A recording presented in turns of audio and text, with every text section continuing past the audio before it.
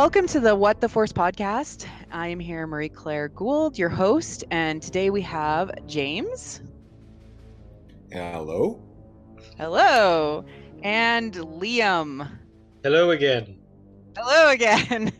And last night, as well as today, and this will probably come out in a few days from now because I'm slowly figuring out how to edit, we had the amazing, both the teaser of the teaser Solo trailer as well as the actual teaser trailer for Solo, a Star Wars movie.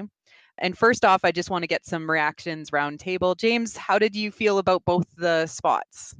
Well, I was lucky enough to be watching sports ball down here in the States because I'm visiting my parents in California. Yes, I am that geek, but no, I do not live in my parents' basement. I have my own basement to live in. Thank you very much. No, so I was down here. We were watching the sports ball game, and the trailer came on, and I was very much like, no, that can't be it. There needs to be more. There was way too much build-up, really way too much short. radio silence. Yeah, it was really short and surprising. I mean, people didn't know that they were going to get something during that it had been announced late last week that we would get something on Good Morning America as the trailer. Yes, last week. The geek lines have not been saying that for a couple of weeks now. They have been? Oh, I've known about this probably for at least, sorry, confirmed, no, not. Well, There's okay. been nothing confirmed until now. Until last week, yeah. They officially confirmed it would be the Good Morning America release of the trailer. So initial reactions, especially as somebody who likes to build the things that are in the movies, what did you think of what was shown? That was a whole lot of nothing, but it was an amazing amount of nothing. I know. It felt nice, hey? It felt Star Wars, which was good. Well, I saw a lot of things. There was like, well, okay, I'm a big enough geek that in my Facebook feed, I have managed to see a screen cap. I believe it's a 1 second by 1 second analysis of it, if not a complete and utter frame by frame analysis. It was probably about a 1 second because it was 461 frames, so probably a frame by frame analysis. So I saw that and I'm like, I'm bored now. But wow. Yeah, I did notice that there was it looked like a new trooper, camouflaged, but maybe it was an older trooper. I don't know. I noticed new armor. I saw about three in between the two of them. Okay. I did like the Imperial Depot, like where Han was like having a conversation with the recruiter. Yeah, apparently he wanted to be a pilot, but he decided he wanted to think for himself. That scene really had a Starship Troopers vibe for me. Like when Rico was enlisting in the mobile infantry, and the guy with no legs is like, "You're gonna have a great time. It made me the man I am today." Yeah, that's pretty much it. I mean, that was the feel on that one. I mean, yeah, I really enjoyed the trailer. I mean, there's a whole lot of nothing on it. There's a whole lot of, these are our characters. These are some of the costumes you might see, but there's nothing being given away.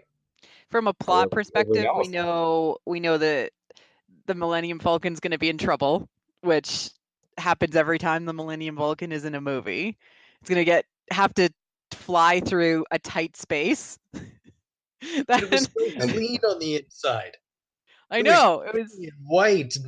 Lando takes good care of that ship. If it's Lando's, that's the question. Yeah. Because maybe the Sabacc game was between Lando, the other guy, which I don't know if we've heard his character's name, the guy who's putting together a crew. Woody Harrelson, but not his character name. Have we heard his character name? Do you know? I think I've seen it, or at least I've seen rumors of it. I just don't remember it because I do my best for these coming into them going to try to stay out of the rumors because there's so much information out there that it's important to try to stick with official confirmations. And we got some good interaction between Han and, is it Kira? Is her name with a Q? With a Q? No, U. K or Qira with an apostrophe somewhere in there. So that could be how we pronounce it. Maybe not. I think it's been pronounced Kira in some spoken conversations previously. She has like this very Audrey Hepburn 1960s look to her. She's wearing earrings. It's neat seeing Emilia Clarke without the blonde wig on. Oh yeah, from Game of Thrones. as the Khaleesi from Game of Thrones.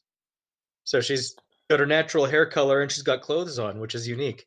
Yeah, clothes on. Yeah. And the style is very pinup girl, 1960s, maybe 1950s. It was really interesting.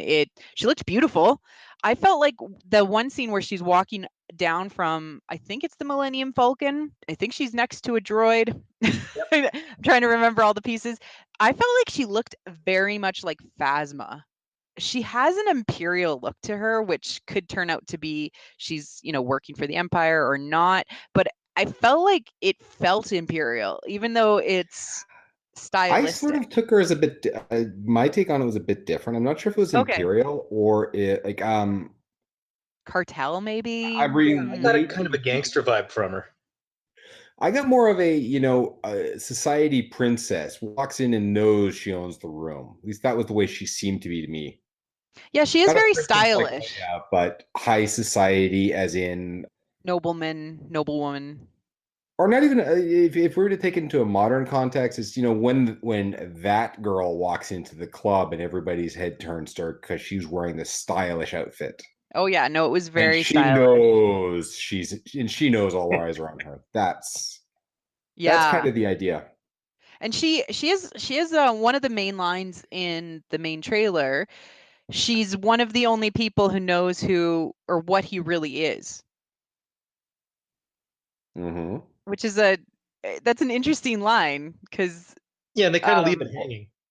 You kind of leave it hanging, but like, what does that mean? Is that him talking about himself like, I've been on the street since I was 10 years old and scamming people, and that's who he thinks he really is? Or is the more quote about Han Solo is that he's the scoundrel with a heart of gold?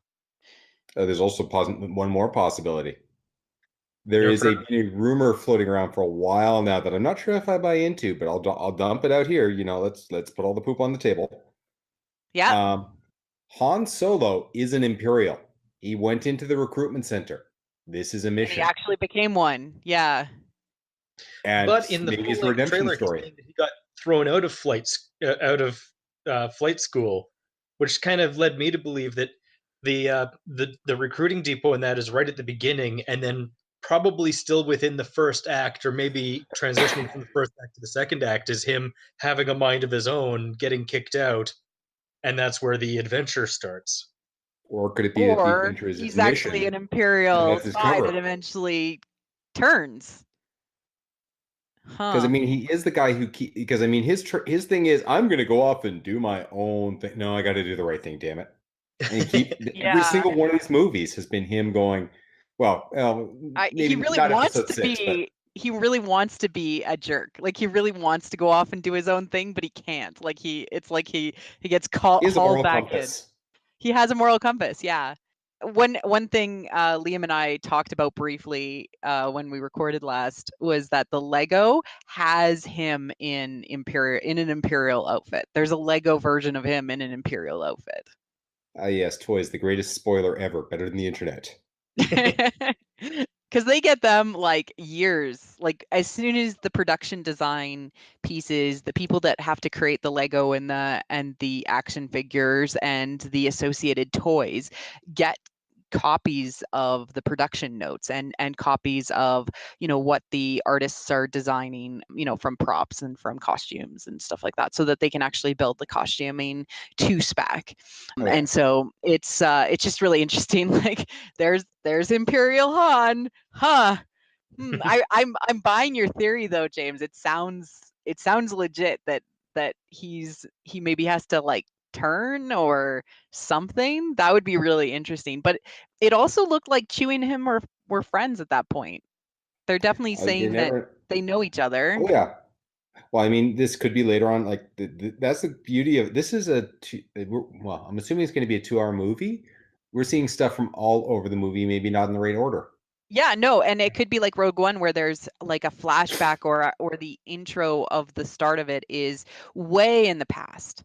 Yeah. And what I find interesting about Han Solo is that he's been gambling and smuggling since he was 10 years old. what happened when he was 10 years old? Because we know how old he is when A New Hope happens. The Empire came into being. Yeah. Well, I mean, the Empire's the Empire really doesn't come into being until officially in episode 4 when the Senate is dissolved. Yeah. I mean, he is the Empire of the Republic, yeah. But they refer to it in Rebels as the Empire, and I mean, this is that area where at least the Senate still thinks it has some power. This is like this is literally right over top of the Rebels timeline, I'm figuring. Yeah, it depends on how old he is. I'm guessing he's like early 20s. It looks like early 20s, yeah. Yeah. And at the start of Rebels, Ezra, or midway through Rebels, Ezra, who was born on Empire Day, turns 14. Mm-hmm. So that's 14 years. So yeah, it could align pretty closely to that time frame, and we already know a bit about what's happening in the universe from Rebels during that time frame. But this again could be another planetary system.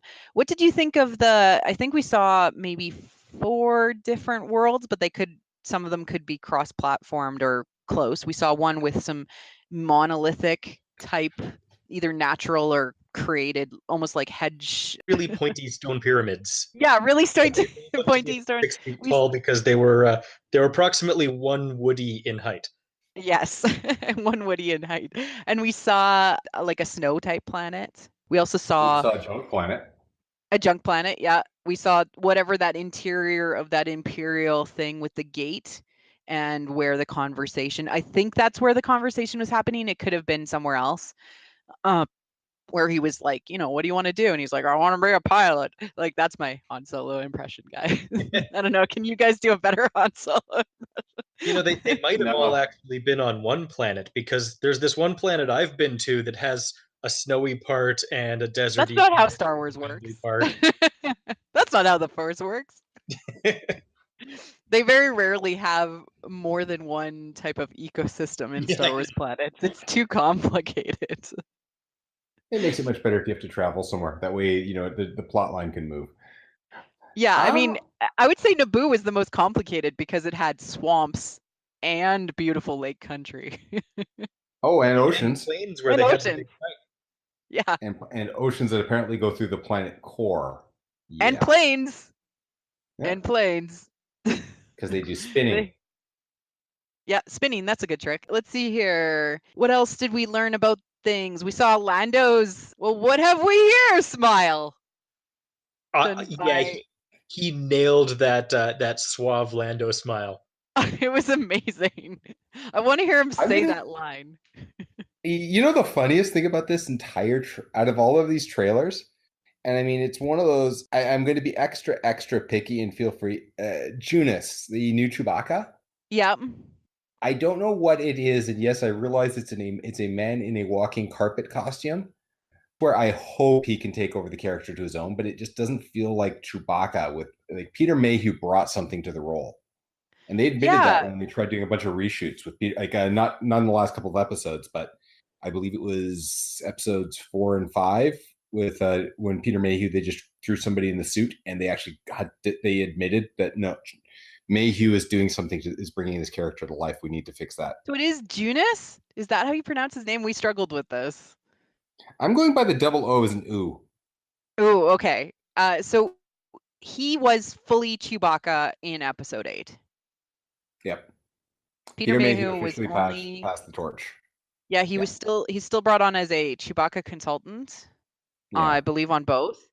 But he can't even stand any longer. So yeah, but there's certain actors who they've got an art to their physical acting that they can push through a costume like that. Like, look at somebody like Doug Jones, who you would never recognize because he's never really appeared out of full costume.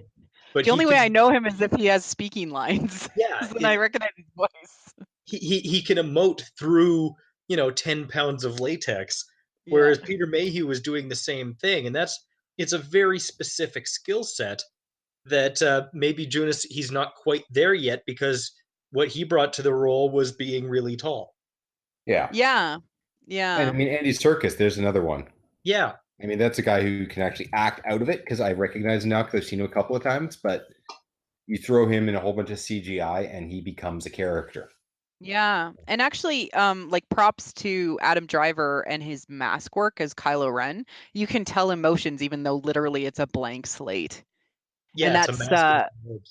that's like some serious mask acting that they did teach him at Juilliard, which is really fascinating to see. Like he makes the camera move with him. But no, I agree. He's not quite Chewie yet, you know, in his physicality. I feel like he needs to really study up, and maybe it'll become And I mean, easier I to see don't him. want to be the like I'm not that geek. I'll just because everybody's new to me here. I'm not that geek.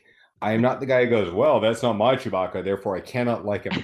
I want to like him. I want him to be the new Chewie. I think he can do he did a lot of good stuff to the role, but it was only very specific scenes where I'm like, no, I can tell the difference right now.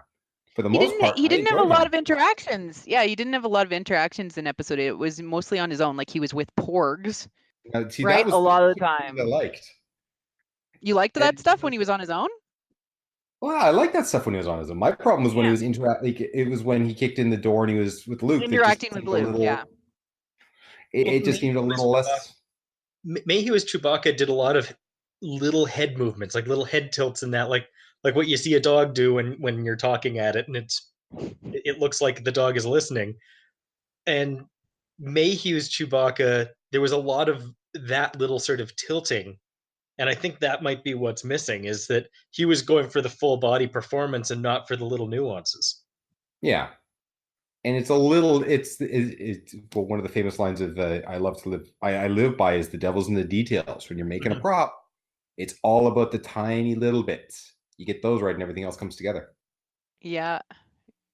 I have to say, like, people have been fairly harsh on Alden Ehrenreich thus far on the internets. I think he's doing okay. I mean, it's hard. You're full on replacing somebody who's still alive, A. B, you know, somebody who he like Han Solo is Harrison Ford, Harrison Ford is Han Solo in many people's minds, and anybody else that tries to fill those shoes. But I liked his smirk. I felt like he felt like Han Solo, at least initially. I don't know. I mean, I'm more like it's a Star Wars movie. I have to go see it. It's into my contract somewhere. But I will wait and see, and I will judge it on its own merit. I mean, I'll do what I do with most movies, and probably like I did with Rogue One. Walk out of there going, "Did I like this?" There was so much to take in. Wow, that's like me in episode 8.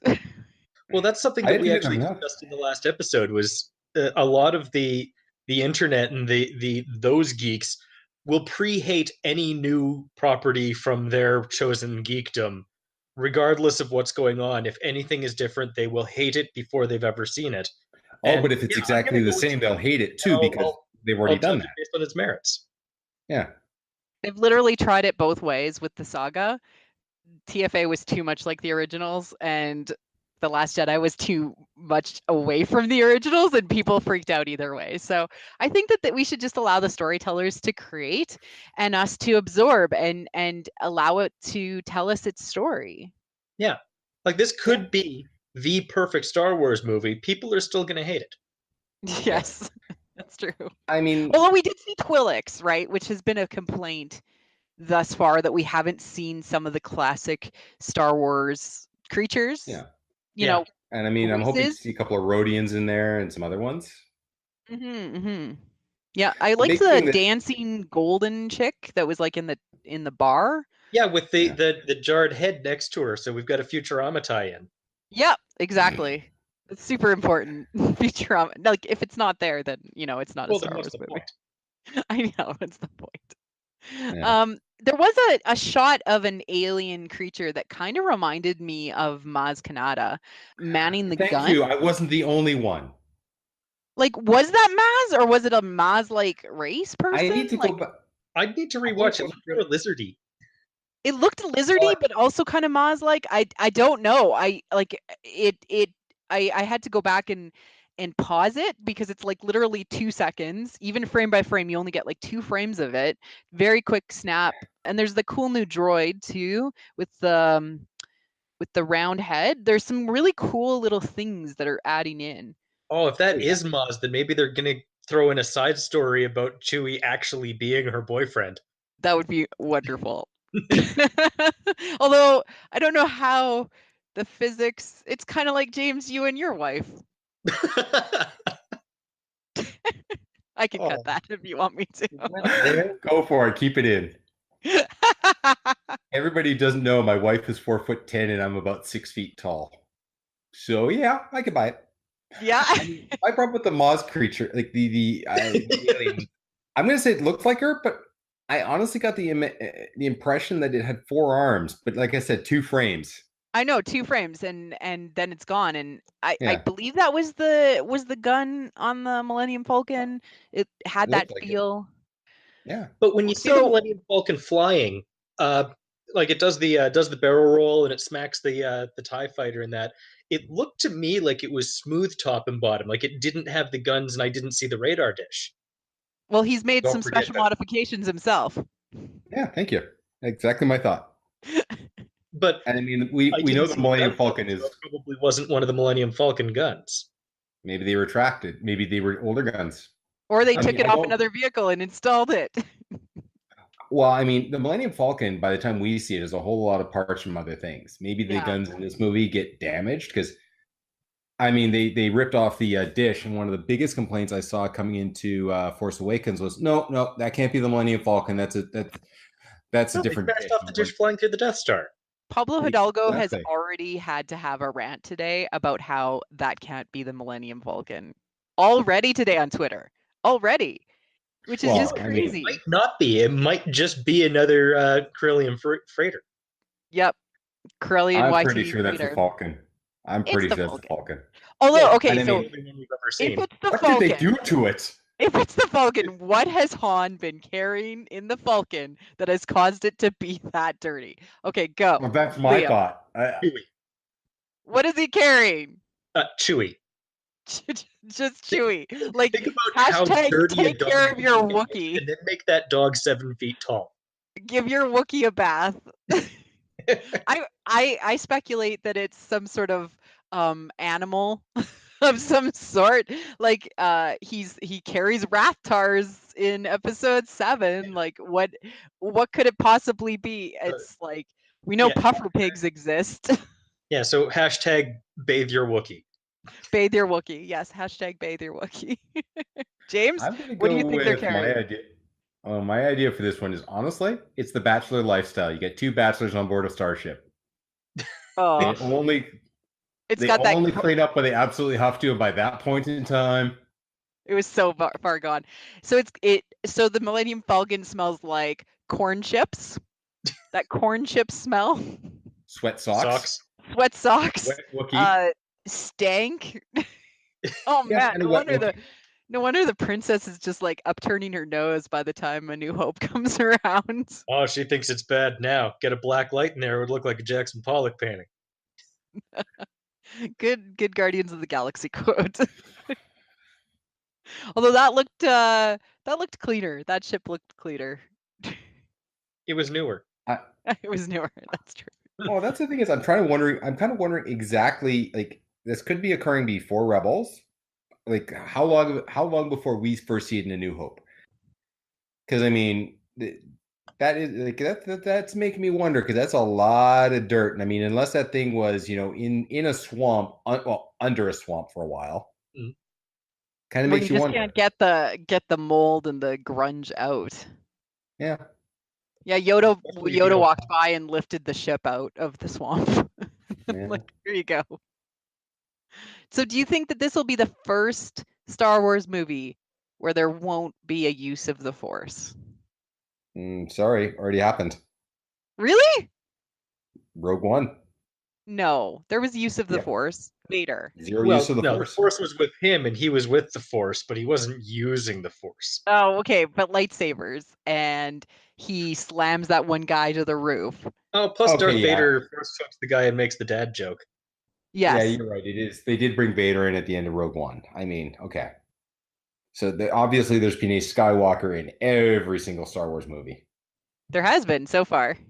Yeah. So will this be the first one without, unless that like Vader shows up and I don't know. If they did that, I probably would get an eye twitch happening. Yeah, it just doesn't fit. Rogue One fit because of its tie into New Hope, because of the Rebel Wait, Alliance. we can't give us spoilers. We can't give spoilers. It's only been 2 years. No. This is a spoiler podcast. We assume the people that find this podcast are fans of the saga and the world and the canon. I talked about the I had comics. some people get upset about a month after A New Hope, or sorry, not New Hope, after Last Jedi when I put out a comment. I may have texted a friend of mine and let him know a big spoiler for Last Jedi too, opening night. Oh. Well, see, I texted him. Well, you're a bad person. Well, okay, if I texted you and said you won't believe it, Yoda comes back and saves the day, would you believe me? No. See, no. I like to post spoilers for movies while I'm standing in line to go in. Because people probably, like the people that are close to me, know that I'm going to see the movie that day, so they all get really mad, but I'm just making stuff up in line. You know, and the funny thing about The Last Jedi, the thing I would have made up would have been like, oh man, I can't believe Rey and Kylo Ren get it on. It's not far from the truth. They have a hand moment. It was touching. Oh yeah. And a thigh haunch grab. Yeah, the haunch grab. The haunch grab. Well, yeah, so half naked or quarter naked. Yeah, I mean, pants. Those high pants and the high pants have come back. Totally stylistically. The 70s chic, so the high pants were more or less the style then. Yes. We got to see a sort of equivalent Indiana Jones scene with Han unbuckling his blaster in the face of a guy with a cool slit visor, kind of tribalistic, and he looks like he's about to shoot him, and he's got a big ass knife sword. Yep. It'd be great if they do the same scene. I can literally say my feed is going like, because we're chatting and I'm remote and you guys can't see me, I'm bouncing through Facebook and I literally have friends that are like, I'm making this, I'm making that. Like, you got a screen grab of a single. Yeah, for example, I can see these slit visor. It's almost like a, it kind of looks, it's got that nice little snowtrooper slit on the eye slot, the silver, yeah. But that's got all that cool jazz coming off the back. Oh yeah, no, he's styled. He's styled, that guy. I mean, world building, that's another cool place that who knows where that is. I'm excited to see the new worlds that we'll see. Hopefully they're all different and they're worlds we've never seen before. My hope for the Solo movie is that it expands the verse and it increases the different places that stories can happen. That's my hope. Have you heard, James, of any canon properties like books or anything like that that are coming out in conjunction with the Solo movie? Not yet, but those sort of things have like NDAs like stupidly long. No, I have some friends that still are under an NDA back from Force Awakens. Oh wow. Because of things they found out during the Force Awakens while they were. I'm not. I really shouldn't speculate or shouldn't say much because I could get them into trouble. But no, that's fine. Just that there are things that were laid in the groundwork, and that's what my hope for the Solo movie is. It brings something into focus into the main saga, so it brings meaning to the main saga. It expands the character of Han, Chewie, and Lando. And gives us bigger world building. Yeah. And that we get some cool new things to play with. Well, there were new TIE fighters. Yeah. I saw a lot of buzz that there was the new dual pod TIE fighters where I thought they at a glance from a casual fan perspective, I assumed that they were just the TIE bombers. I thought they were the TIE bombers from Rebels that we got to see in. But the secondary pod is on the other side from the TIE bomber. Huh.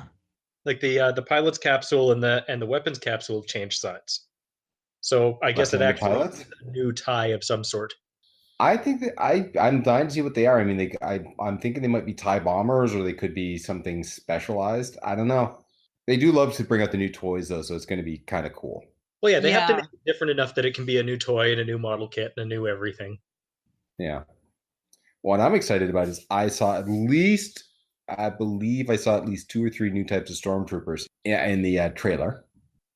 I mean, the guy you saw the trailer. You just watched your calendar fill up. What kind of stormtroopers do you think they were? If you could name them with James names.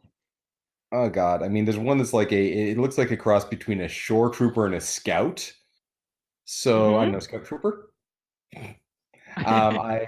There's like there's some of the distance where they were in the background, but they look stormtrooper-esque, but there's something different about them that I really like. There's not enough detail, but they look like something inspired by a stormtrooper or that will become a stormtrooper, but isn't quite yet. And there's just a whole lot of background stuff. I mean, I'm trying to find the feed by feed. I've got the frame by frame of the teaser, but I haven't seen a frame by frame of the main one yet. But yeah, well, that and the other thing I'm kind of excited to see is how the heck they explain the space squid. Yeah, no, I call it the space octopus. We've got space whales from Rebels, and now we have space octopus. Suckers. Yeah, and they had like these like pointy, instead of suckers, they're like pointy, almost barbs or something. Yeah, it was really cool. I don't know. Have we seen Kessel? I don't know. Have we seen the Kessel run? Was that the Kessel? Was that something else? I don't know. One last thing I want to bring up, and it's primarily to do with the title, which is Solo, a Star Wars movie. They have removed that from the Chinese release, and the movie is now being released in China as Ranger Solo. China does everything weird. Well, they don't like Star Wars, so maybe they're trying to trick them or something, but Ranger is a military designation. Yeah. It might lose something in translation though, because as an indefinite article, it could just mean somebody going out and exploring and stuff like that. Yeah, like you're exploring. I mean, is there a Ranger pilot equivalent? I mean, that's what I was thinking. Is it could be Solo doesn't translate into anything really in Chinese. It could be the one Star Wars movie, maybe the director. I mean, there's just like well, you were saying that one. The other one is if we go to the other major fandom out there, Trek. I mean, Sulu. They've totally renamed that character because that's not a real word or a real name. Oh, in China? Yeah, I believe it was China. Or in Japan. I can't remember. This is knowledge from what I was like. No, I mean, obviously they adjust things for language translations because things either don't make sense. I mean, the funniest thing I've heard is the Italian release of Moana, because Moana was an adult film star in Italy, so they had to rename the title to Oceana. I don't know if they actually kept her name in the actual like translation, but yeah. I mean, they do these things for cultural reasons. They do them for marketing reasons. They do them for all sorts of reasons. I just felt like it was really interesting because if he does end up being kind of a military person, somebody who's actually part of the Empire and the military or the Imperial Navy, will, what does that mean for him? And if that's actually his title, it's like, spoiler alert. Well, I mean, that's like, there's a whole lot of rumors. I'm going to do what I did with when I went to see Rogue One. I'm going to put my feet up. I'm going to go into the theater. I'm going to know what I know, and then I'm just going to sit back and enjoy a good movie. And go and see Star Wars, which is how I personally go in, as well as I know Liam. You just kind of enjoy it and let it affect you. Yeah. I'm excited to see the cosplayers for, the new costumes come out. I think that they'll probably just be, I mean, you'll have to keep me up to date, James, with what people are throwing out there, because I'm really excited to see, what people are going to come up with and how, just based on like a 2-second clip, they're able to pull it out and actually like create this, some of film ready costume. I'll give you this one. One of the advantages of being in the Legion is that we have members that have actual hands-on access to the costumes. Oh wow! Now, and I mean this like it's not. They take No, photos. it's not. Well, I mean, these are the people who make the costumes, and if they do it professionally, it's not that hard to do it in their own garage because this is what these people love to do. Mm-hmm. So they will make copies. They have access. They can see what it's like, and they can. Once certain NDAs have been lifted, they can do a bunch of other stuff. But I mean, yeah, we have people who have access to these things. I mean, way back, 4 years ago, there's people about 2 or 3 months before the Force Awakens opened that had the new Stormtrooper armor available to them. Oh wow! They purchased it and they were assembling it, and it was to get the hype up for the movie, is to have some of those kits out at the premieres. Which makes sense. Yeah, I mean, I'll name names. It's a case of Anovos made certain things available because it's on the understanding that these are not a finalized kit. They may not go together as well as they could, but they made them available to certain people, and it was assembled and out there for people to try on and show off at the premieres. We had a couple in the local region that had picked up kits, and they were out for it. That's great. I mean, it helps too, right? Like it helps seeing those cosplayers and the 501st in person is always just so neat because, you know, as a kid, you're like looking up and you're like, wow, that Darth Vader is actually here. Or oh my God, they exist. You know, it crosses the media so much when fans take on that and actually explore the deeper world. Also, I'm excited to see what the Visual Dictionary has to say and what Pablo Hidalgo names the silly background characters. What is the guy in the jar named? We'll find out. Any final thoughts on the Solo trailer, the teaser of the teaser and the teaser? Honestly, between the two, I think I enjoyed the teaser more than the longer one. I thought it was more succinctly cut together, and it was just I found the short one a more enjoyable experience. Mm-hmm. I'll agree with that. I mean, I like them both, but if I were to say it, the teaser was probably the better of the two. Yeah. So what's coming out from a Disney property perspective beforehand? Infinity Wars, I think, is coming out beforehand, like start of May. So do you think we'll get a full length? Well, Black Panther's coming out next week, but Infinity Wars is coming out start of May. So we could get a full length before that or potentially during Infinity War. Well, I'm going to go with this one. It's in my gut feeling is they're going to try to keep it like this was.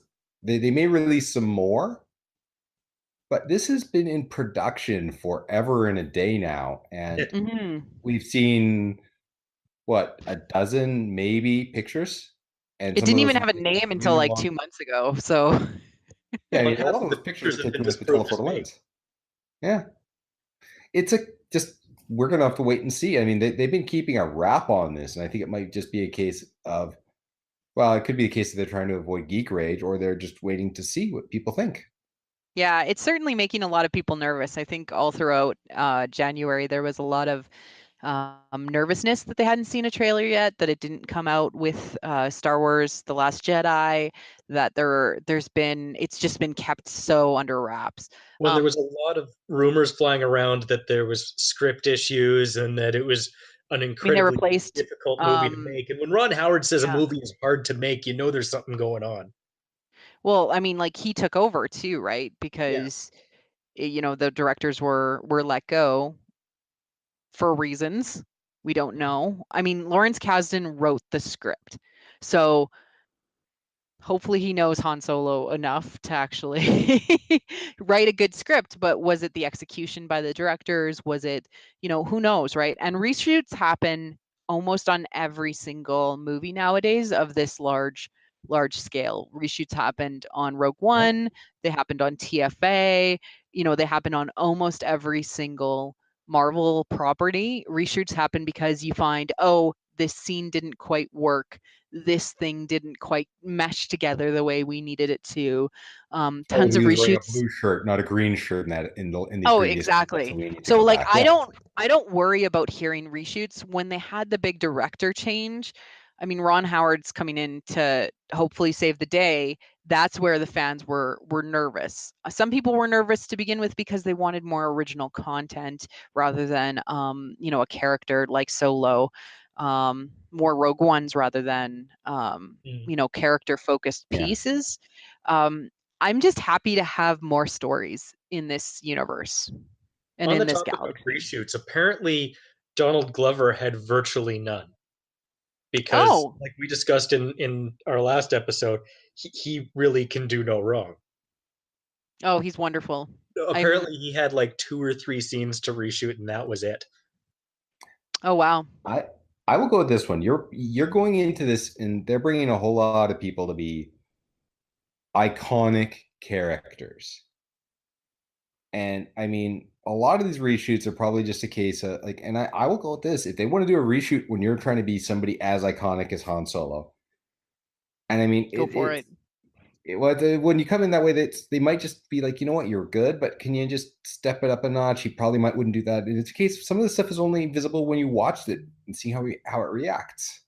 Yeah. And in some cases, right. Yeah. It's usually they get into the editing room, they pull together a rough cut, and they're like, this didn't actually make the plot flow. And so we need to adjust here, or we need to rewrite these scenes so that it actually says the things we're meaning to say and it actually pulls it together.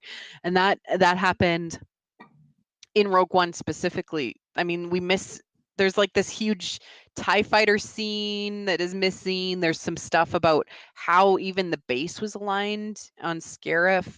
I mean, yeah, there was a huge scene. It was like, well, I mean, if you go by Rogue One, the scene I know you're talking about is in order to get to the satellite dish, they had to have this beach scene where they're being chased by a TIE fighter. Yeah. Which kind of explains when she walks out there and then there's a TIE fighter hovering there, staring at her. That was the gotcha moment.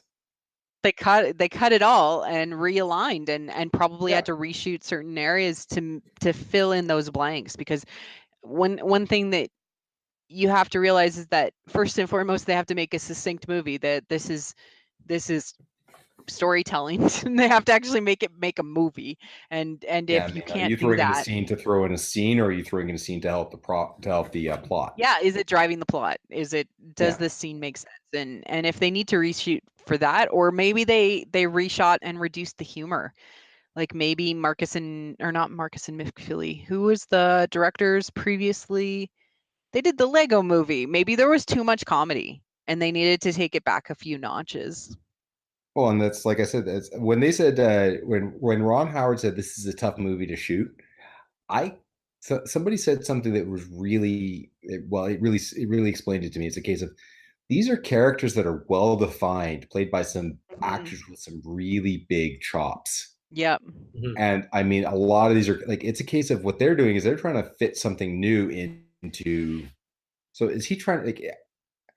When Ron Howard says something's difficult, it may not be a technical perspective. It might be a case of we're trying to come out with a movie that is respectful and will show the storyline of what these guys would really be like. And it might, like you said, when they replaced him, it might have been a case that somebody came in and I'm making my own movie. You guys can, deal with it. Yeah, exactly. The only other thought that I have, and the only kind of concern that I have, is this is going into the backstory of some well-established, like some core characters. So there are obviously going to be quite a few tie-ins to the rest of the universe. And I'm really hoping that they do it more akin to Rogue One, where the tie-ins are very organic and they feel like they belong there, as opposed to in the prequels, a lot of the tie-ins felt very forced. Like they were very, and here's an Easter egg of this, and here's an Easter egg of this, and wink at the camera. And I don't think they're going to go that way, because the current batch of Star Wars properties coming out are so well done. But I do feel a little twinge of concern there. Right. Did you in your frame by frame, James, did you spot the golden dice that made a focus in Last Jedi? I barely made it past. It was literally frame, like it was 400 pictures. I made it almost to the end of the opening credits, and I'm like, I'm bored now. He's he's in the speeder with Kira, and they're hanging from like the center, rear view mirror equivalent on a speeder. They're there. I need to watch this on something larger than my Surface. I'm sure you will in the next few days. Overall, I was happy with what I got to see.